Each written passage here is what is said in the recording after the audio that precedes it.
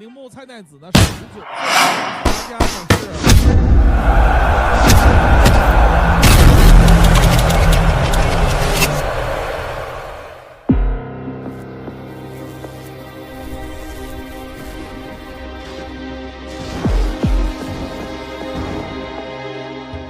Kung sa unang tingin ay tila ba isang diwata na masarap mukbangin ang Haponesang ito.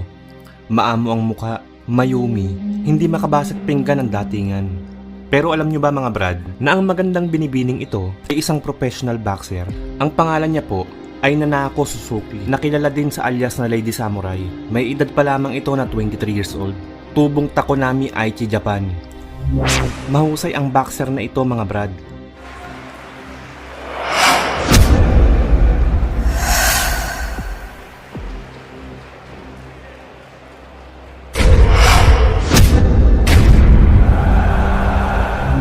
Sa katunayan, ay kahit mayroon pa lamang itong 7 laban sa kanyang buong professional boxing career, ay isa na itong ganap na kampyon. Sa kasalukuyan, ay siya ang may hawak ng Japan Boxing Commission minimum weight title. Kung sa bagay hindi na ito nakakapagtaka, sapagkat siya po ay ang nag-iisang prinsesa ng mga Inoue Brothers. Bali isang boxing gym lang ang kanilang pinag-iinsayuhan, kaya naman paniguradong panghalimaw din ang training routine nito.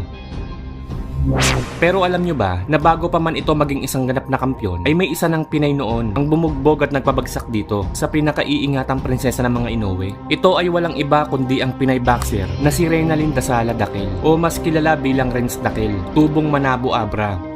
Sa mga hindi po nakakakilala dito kay Renz, ay isa po siyang professional kickboxer. Naging Asian Kickboxing Champion taong 2022 nang masungkit nito ang gintong medalya sa Bangkok, Thailand. Pero bago pa man ito naging kampiyon sa larangan ng kickboxing, ay una na nitong pinasok ang professional boxing. Pero bago tayo magpatuloy, ang bidyong ito ay hatid sa inyo ng sikat na online betting app ngayon na 1xBet. Matindi to mga brad, sapagkat sa unang deposit mo ay may bonus ka na agad na up to 7,000 pesos. Madali lang mag-register dito mga brad. Sa mga gusto pong mag-register, napakasimple lang. I-click mo lang yung link na nakapin po sa comment section. Pag nag-open na, pindutin mo lang yung registration. Tapos i-click mo yung buy phone, then ilagay mo yung cellphone number mo at may marireceive kang text na confirmation code at ilagay mo dito. Pwede ka din makapag-cash in at cash out gamit ang yung GCash. I-click mo lang yung deposit, then piliin mo syempre yung GCash at pilapan mo lang yung mga dapat mong pilapan.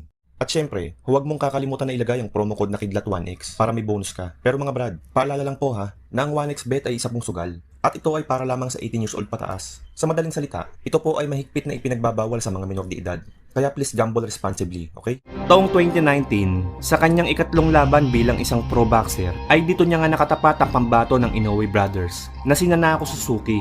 Ang kanilang laban ay ginanap sa Hong Kong Convention and Exhibition Center sa China. Bago ang laban ay mayroong kartada ang ating kababayan na isang panalo at isang talo. Samantalang ang Haponesa naman ay 3 panalo, isa dito ay natapos via knockout at may isang talo lamang. Bagamat isang dayo at dehado ang Pinay sa laban, ay ipinakita pa din ito ang tapang ng pagiging isang Pinay boxer. Sa unang round pa lang ay bugbog sarado at bagsak na agad ang Haponesa. 最小是原子级阿童级的，是102磅。哦，上来因此大概就非常凶。铃木菜奈子啊，收风。这是女子比赛啊，非常凶啊！哎呀，漂亮！因此大概的右手摆拳，非常狠。铃木菜奈子呢，现在是日本立教大学的这个学生啊，他是学福祉的，福祉的就是老年人的这个老年人。那么全世界呢？哎呦，又是后手一个摆拳，右手的摆拳。铃木菜奈子呢是19岁，加上是。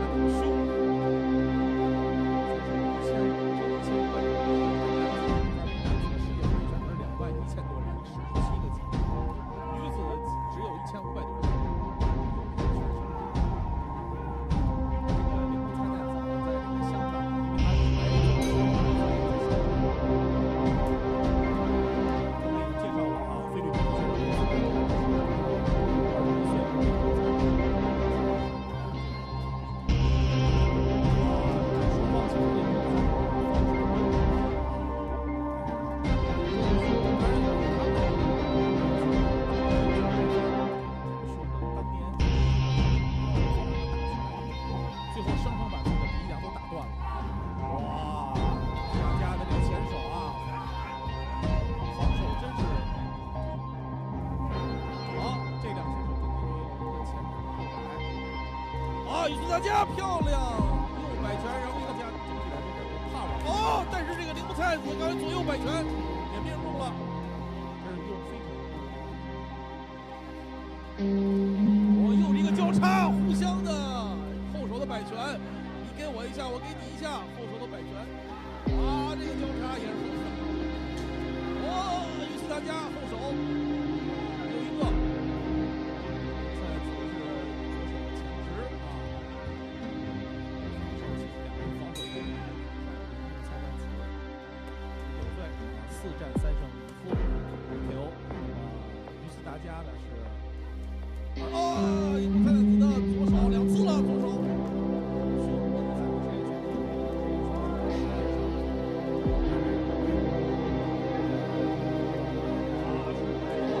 美国的很多大公司其实。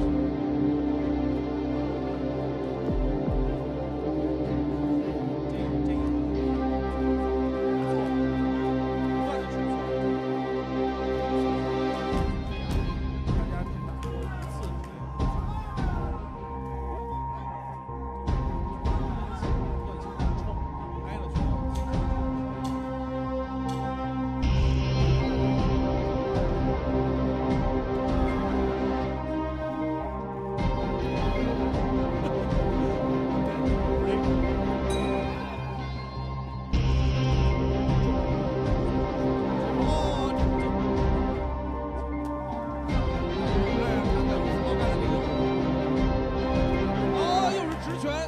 后手直拳，铃木菜菜子后手，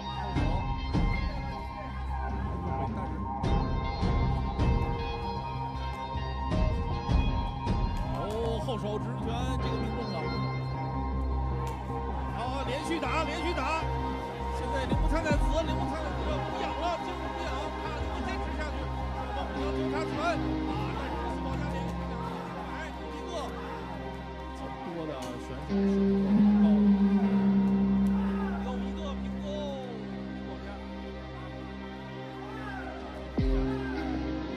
大家啊，比赛结束。3个人。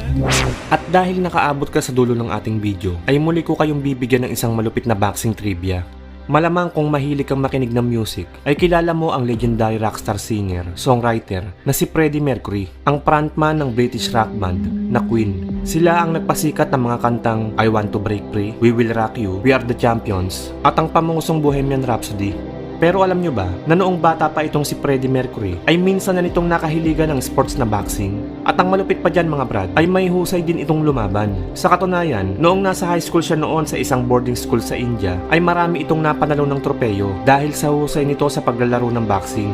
Tama kayo sa narinig nyo mga brad, isa siyang boxing amateur champion noon. Kung pagmamasdan nyo po ang larawan ay siya po yung nasa kanan.